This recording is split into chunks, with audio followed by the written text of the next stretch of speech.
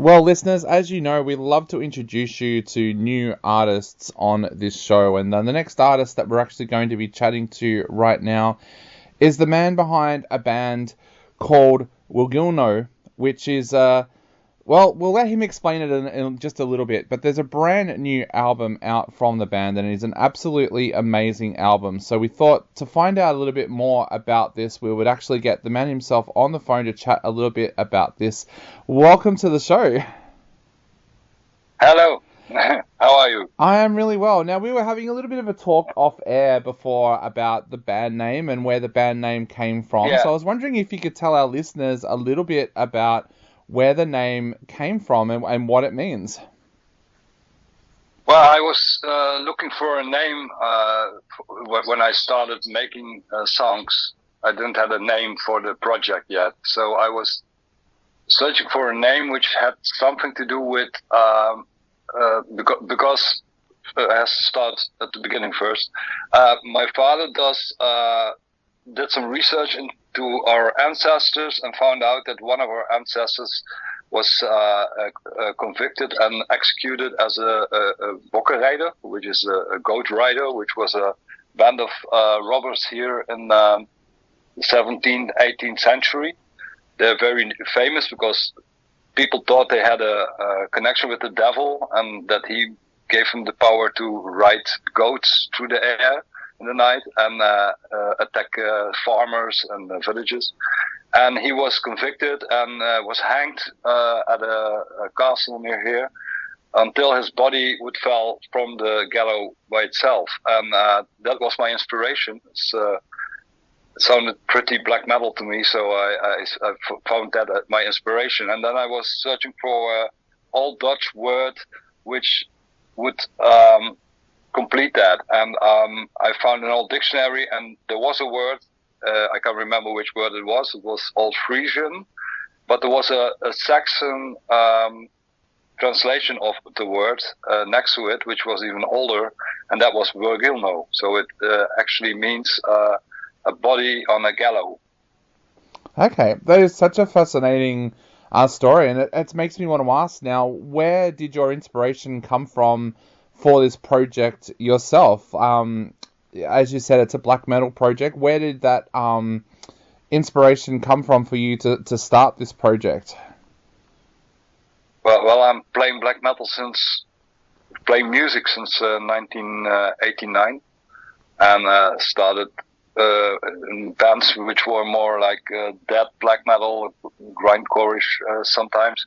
And then from 91, I was really influenced by the whole second wave, which was coming from Scandinavia and Greece, especially from Greece. And so I've been making this kind of music for 34 years. And I don't know how to play anything else, so that wasn't too hard for me to have this going on. But I was doing more doom sludge band, a real band with other members last year, or the year before that, in 2022. And while writing music, I had some riffs with it, which I couldn't use for that band because they were too black metal. And so I started making songs of those riffs because I really liked the riffs and I didn't want to lose them. And yeah, that became the whole project. So tell us. That's where it all. Yeah. That's where it all originated from. Yeah. Yeah. So tell us a little bit about this second album. What kind of things were you hoping to achieve with this album when you first sat down to work on it? Well, it's called Krijtland, which means chalkland, and which is the natural stone here in my region. It's a very old land, one of the highest parts, the highest parts of the Netherlands, which was in the prehistory. It was a sea, and so they find dinosaur bones here in the ground. The first people who lived in the Netherlands, who farmed in the Netherlands, lived here exactly in the area where I live. and it has very rich history, very broad history, from the Romans to the Norman to the French, Spanish occupations, and I'm very fascinated by history. So for me, it was a very natural thing to go and search for stories which has to do with my own region, and I went researching for those stories, those myths, those legends, and also some real stories, and that's how the whole album came together. So it is for me like a tribute to the history of my region where I live. So I am a huge lover of history as well, and I'm a huge lover of myths and legends and symbols. So can you share with us some of the stories that you found when you went searching for those stories that helped inspire this album? Yeah, the track Gehangen voor de Eeuwigheid is the track about my ancestor where I was talking about earlier, the guy who was hanged. And you got the song De Lijdensweg van Entgen Luiten, which is about a woman which was convicted a witch, which was the last witch which was convicted here in the Netherlands. And that happened, I think, about a mile from here at the castle, and she was hanged there.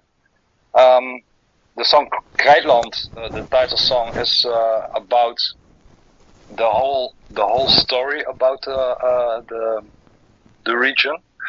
So I tell about the Roman villas that were here, and one of the biggest Roman villas in the Netherlands was actually here, and the history is still so present until today. Like when I was a child, I lived in a village, a small village, a few miles from here. And in the summer we went to the farmers' fields, and you just could pick up the Roman roof tiles from the ground because they were just scattered all over when they just plowed the land. So much history is still here, and that's just a huge inspiration for me. And so I search for legends and search for the myths, and like the real stories, like the song 1928 is about mine disaster, which occurred here in 1928 on the 13th of July, and killed 13 mine workers. And the village people thought that the devil did it because it was the 13th. It was a Friday, so it was Friday the 13th, 13 dead. So the devil had done it. So stories like that, they're very intriguing. They're very cool to read. They're very really nice to come about. So there's a lot of inspiration here. Definitely. I was going to ask you about that. Do you think being there actually helps as well? Because of course we would have an Australian band here in Australia who writes about an historical event, or say something like Vikings in Scandinavia. They don't have that inspiration of being there. You've been able to go out and walk these areas and explore these areas where these stories happen. Do you think that is a huge advantage for you, having that inspiration of being there? Yeah, a few months ago I found a South American Viking metal band, which I thought was very strange because especially in South America they got such a rich history, and also if they want to go brutal, the Inca and the Mayas did human sacrifices, so you can go really far with that. So I don't understand why bands from those countries would choose something like Vikings to be their subject of the genre. The same for our Australian band, of course. There has been a study from a university in Belgium a few months ago from a guy who was studying the Dutch and Belgian black metal scene, and he found out that this black metal scene is one of the few in the world who really, where a lot of bands really stay in their region when it comes to the subjects. So you got all those bands from Gelderland, which is a province here in Netherlands. Bands like Bezwering and Beenkerver, and they're all Dutch language bands. And they all sing about their own regions, and also in Belgium, like Ritual of a Dead Hand, they have a lot. They did a lot of stuff about the Bokkenrijders, which was in their village where they live a very hot topic. So yeah, I think it's when you have a band and when you're in a region, just try to find out about your own history, or yeah, if you're a black metal band, you can also sing about Satanism, of course. But well, yeah, I think we had that subject done more than enough. So maybe try something new. Definitely. So with the album coming out now, what are your plans going forward? Are you hoping to do some local shows? Are you hoping to travel a bit further to do shows? What are the plans going forward? Yeah, the problem is I'm a one guy band, so I'm a one man band. So that's a little bit of a problem. But there are some people who talk to me about putting together a little outfit to do some gigs, but because of time pressure and stuff like that, normal work days and everything, it's very difficult to get it arranged because everybody has a different schedule, of course. We're still working on it, and maybe we're going to do some gigs, but they'll probably only be in Europe. So I think the Netherlands, Belgium, maybe Germany or France, but yeah, around here a little bit.